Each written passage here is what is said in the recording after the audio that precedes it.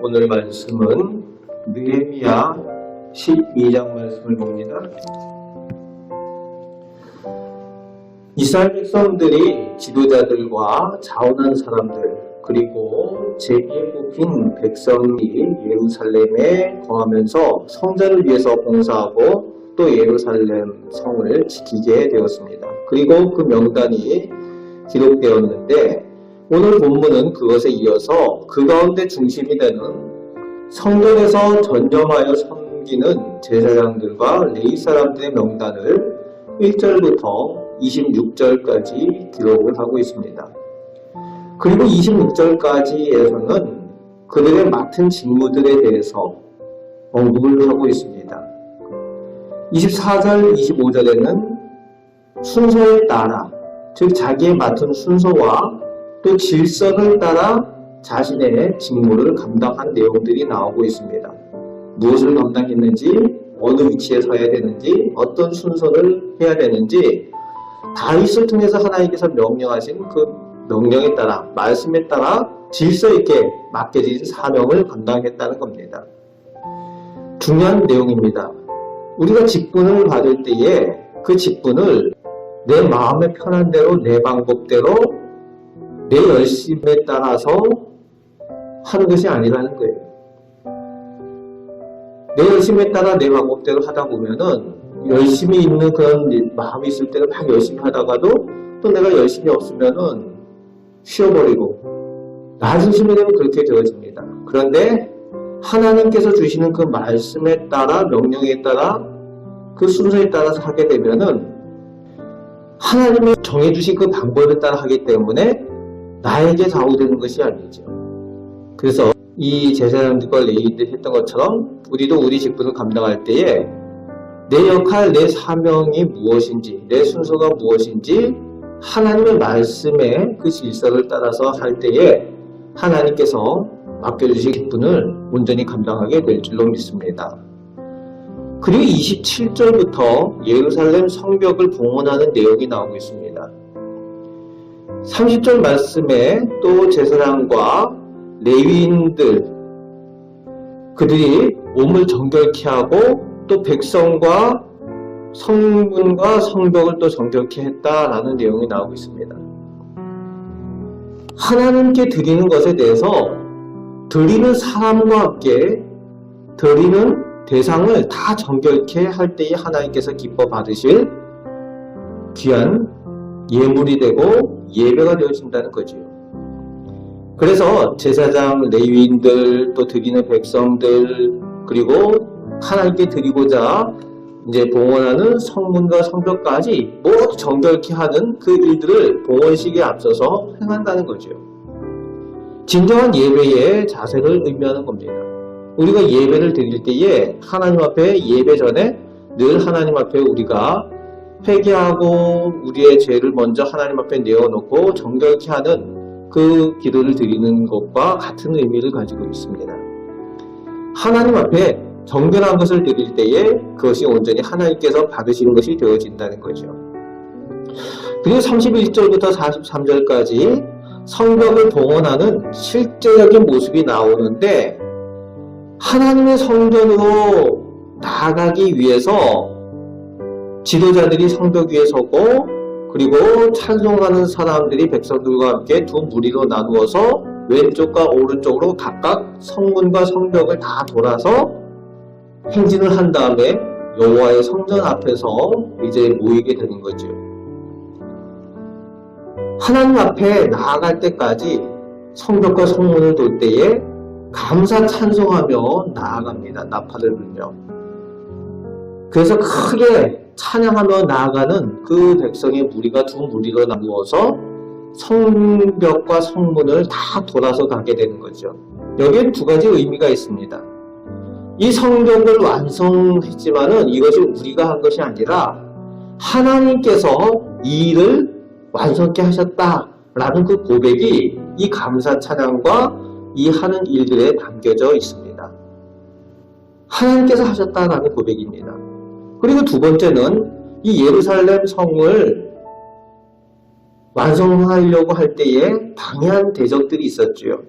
그 대적들이 다 볼 수 있고 들을 수 있도록 이 일들을 하고 있습니다. 하나님께서 살아계시다는 것을 그 대적들이 알게 하기 위한 그 또 하나의 의미가 있습니다. 그래서 이들이 모여서 이제 함께 찬양하고 하나님 앞에 제사하며 봉헌하게 되는데, 모든 백성이 함께 큰 제사를 하나님께 드리는 거죠. 그럴 때에 모든 백성이 아이들까지 즐거워했다라고 43절 말씀에 기록을 하고 있습니다. 이 43절 말씀에 즐거워했다라는 이 표현이 4번이나 나오고 있습니다. 모든 백성이 다 즐거워했는데, 그런데 그 이유가 하나님께서 즐거워하게 하셨다라고 쓰고 있습니다. 진정한 기쁨, 진정한 즐거움은 하나님께서 주시는 거라는 거죠.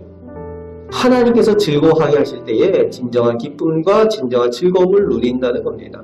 이 세상의 기쁨, 이 세상의 즐거움은 잠시 있다가 금방 사라져버리는 것들입니다. 그런데 하나님께서 주시는 기쁨은 하나님과 함께 즐거워하는 것이기 때문에 영원한 기쁨이 되고 참된 기쁨이 되어줄 수 있다는 겁니다. 하나님께서 즐거워하게 하셨다는 거죠. 그 의미는 또 하나님께서 이 일을 기뻐하셨다라는 것을 의미하기도 하는 거죠.